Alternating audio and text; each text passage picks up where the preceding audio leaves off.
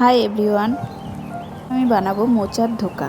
মোচাগুলো বেছে নিয়ে এইভাবে কেটে রেখেছি। তারপর সেদ্ধ করে নেব।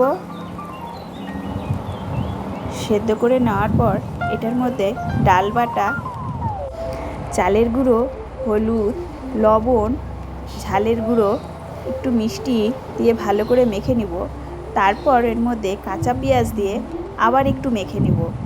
মেখে নিয়ে তারপর কড়াইতে তেল গরম করে আলুগুলো ডুমডুম করে কাটা সেগুলো ভেজে নিব। তারপর মোচাগুলো বড়ার আকারে ভেজে নিব। ভেজে নেওয়ার পরে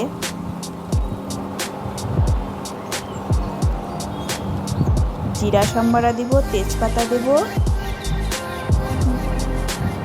দিয়ে তার মধ্যে আদা বাটা, জিরা বাটা, হলুদ, লঙ্কার গুঁড়ো, লবণ, একটু মিষ্টি দিয়ে আলু দিয়ে একটু কষিয়ে নেব।